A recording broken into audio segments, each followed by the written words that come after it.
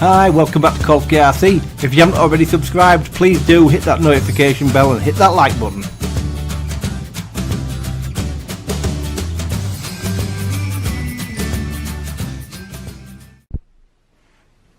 Hi, welcome back to Kolsky RC. So today we have the full review and flight test of the DJI Mavic Mini. So the other day, you'll have seen I posted an initial impressions video, which people tended to think was a little bit harsh.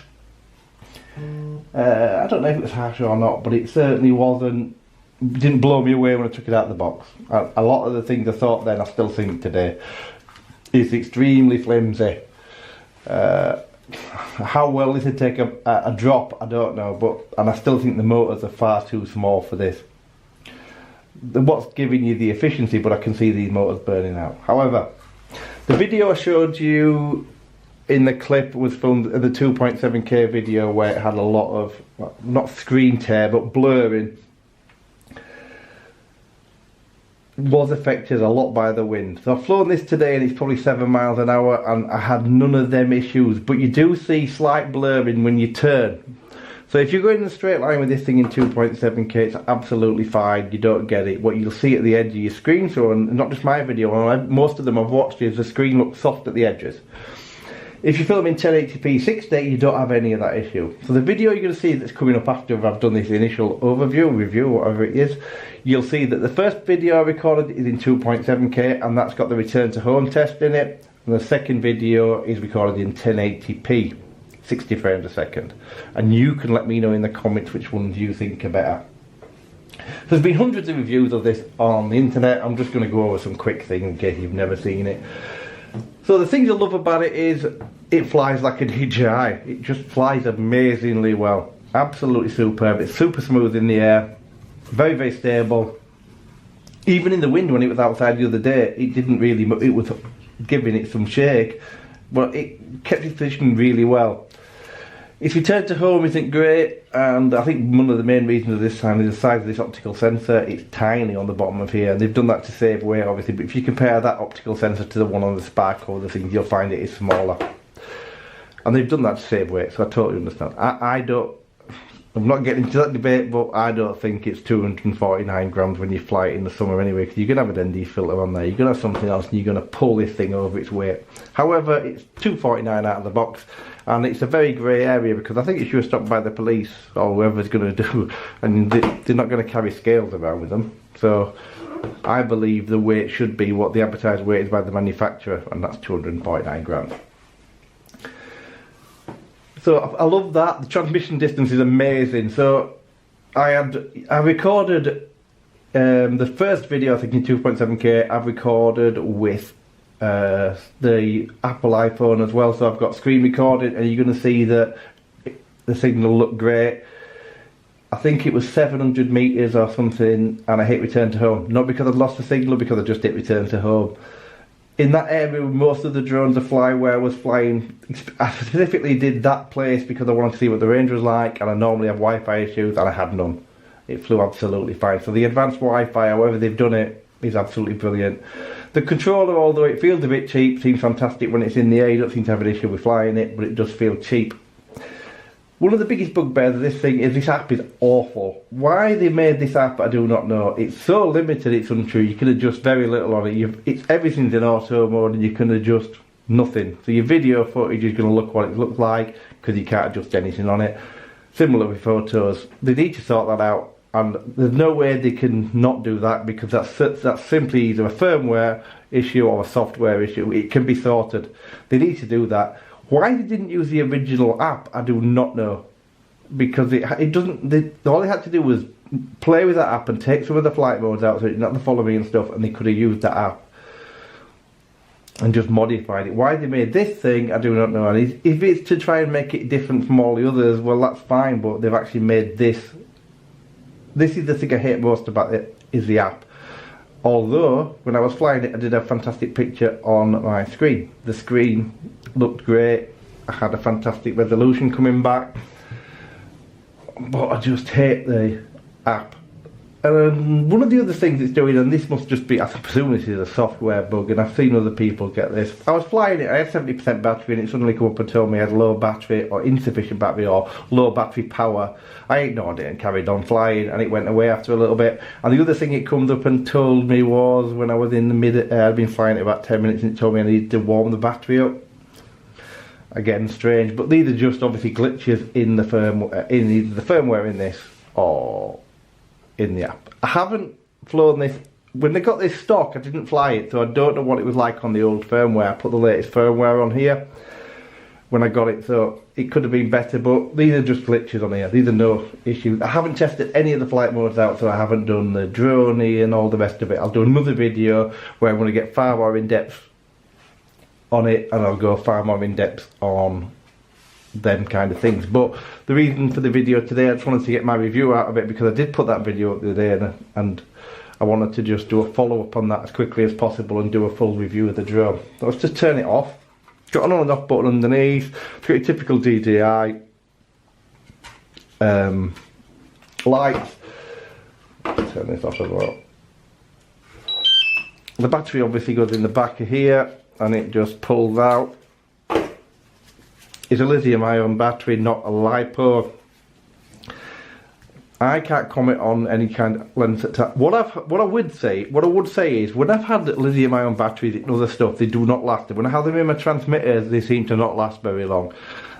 Now, that could be the fact that most of the lithium-ion batteries you buy, even from Amazon, are garbage. They might say they're Sony, they might say they're Panasonic, they might say all this, but I can guarantee they won't be. They're just cheap, nasty rubbish. Now, if this has got decent battery, then that might not be an issue. The 30-minute flight time today was 25, and I thought it was more like 25, 24. It's still great, isn't it, compared to what it was on the Spark. So your battery goes in there, you've just got an empty hatch here. I mean, it's extremely light when you take the battery out of it, and the battery just clips in the back.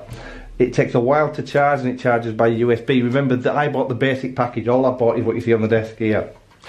The the Flymore package comes with 3 batteries. And if you are into this and you want to fly it a lot, I'd certainly recommend going for the Flymore package, not this one. It's totally different for me. I've got loads of different drones, and I only ever fly the drone normally once. I even only fly the Pro once. I might fly the Pro and Zoom, but one after another, but I tend to just go one battery. So for me, this was fine, and I didn't need to buy the Flymore package. It comes with the gimbal guard that I've taken off, and I can't remember where it is. It's in the house, obviously, but I can't remember where I put it at the minute. So you've got 3-axis gimbal. The gimbal feels nice and smooth. You've got vents here, that's all they are. They're just vents. There's no optical avoidance on this. It's just well vented, and it does keep cool. So it's been running on my desk since we started the video, but also it's been running about 10 minutes before, because I forgot I had it on here. So it's probably been running 17 minutes just sat on this desk, and it's still cool. It's like very, very lukewarm. This one comes with a spare set of props, 2 spare sets of props, so you get 4 props for 2 motors. And I think I went through the controller with you the other day, but it's got very limited functions. You've no buttons on the back, you've only got one wheel here, and that's to adjust your gimbal up and down. You've no EV value adjustment or anything like that. And these sticks feel different. They're very, very springy, and I think they're more springy than the Mavic Air. So I haven't got the Mavic Air anymore, so I can't test it, but they feel more springy than that did. Very similar way your phone connects in. It's exactly the same, but they've done away with this stupid little piece of plastic you used to get knotted in here that was a complete waste of time anyway, so thankfully they've got rid of that. I used to just take them out and throw it in the bag anyway. I never used it. And apart from that, it's exactly the same. So any accessory you've got for your Spark controller or your Mavic Air controller will fit this. It has removable sticks on your gimbals. The one big difference is these are plastic, these are not metal. I don't know if the Mavic Air ones would fit in there, but these are plastic. But when you're flying it doesn't feel any difference whatsoever. You don't feel like you've got a plastic stick in your hand. So everything else I was going to go through, you've probably seen a million times. So the verdict is a difficult one for me. So if this is your first drone and I put this out, I don't think anybody should have anything like this as the first drone. I think you should buy a drone that's got no altitude hold or anything, and learn how to fly in case you get into problems, because these are very much, you rely on the fact you've got returns home and all the rest of it. But if you are looking for your first drone, it's your one and only drone, then I think, yeah, it's probably great. There isn't much in the market. You've other stuff in the market is the Fimi X8 SE. I will have a comparison video coming up when the weather improves. Well, when I say weather, all you do is stop being windy and rain here. But as soon as we've got some kind of calmer, brighter day, I'll do a comparison video between this and the X8 SE, because that's exactly the same price point. I'm not going to comment on which one I think is better at the minute, because I need to do the video on it. But I think if you're getting into it, this is what you're looking at. This is what you're buying. You're buying DJI technology, and that's what it has. Someone commented on my last video that the one thing they said about this drone, it's the first time they can remember DJI launching a drone that wasn't innovative, that didn't have something different. And it's true, it doesn't have anything different. It's just an upgraded version of a Spark and a downgrade of the Mavic Air. And that's exactly what it is. It doesn't mean it's a bad drone, but if you already own a DJI Mavic Air, should you buy this? No, I don't think you should. And if you own a Spark, should you upgrade? That's a difficult one as well. If you've got a Spark with 3 batteries, and because the price has dropped on a Spark, I've noticed lately, and you want to upgrade to this, I'd probably wait and see what, if these drop in price, second-hand value or whatever. It's a difficult one for me to say.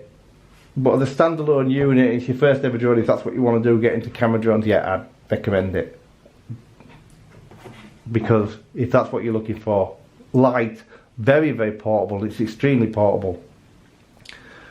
I put this in the case I used to have for my old Mavic Pro, the leather case of the Mavic Pro, the one that comes with the Flymore package. When I pick the bag up, when it's in it, it doesn't feel like, it feels like I forgot to put the drone in. That's how light the bag is. So that's where I'd leave it. I think it's a decent drone. Am I disappointed with it? Probably slightly, because it doesn't do anything different. It's not groundbreaking apart from the fact it's really light. But it flies well, it flies amazing, let's be fair. The camera looks okay, but it's just okay. I still wish they'd have made it 100 quid more, maybe 75 quid more, put a 4K camera on. Excuse me. And made that a little bit heavier, because the 249 thing will not master shortly anyway, it'll disappear. So, thanks ever so much for watching. Enjoy the video that's coming up. The first video will be in 2.7K, and it's got the screen recording in, just in case I've switched them about, but you'll know because the screen recording will be with it. And the second video is in 1080p. You're going to see its return to home, which isn't the best, but like I say, when I say it's not the best, don't get me wrong, it's not miles away, it's like a couple of metres, so it's not a problem at all. I'm not saying it is an issue, it isn't. But it's not as normally as good as DJI drones are, but that's probably because of that optical flow sensor being so tiny. So, thanks ever so much, and have a fantastic day.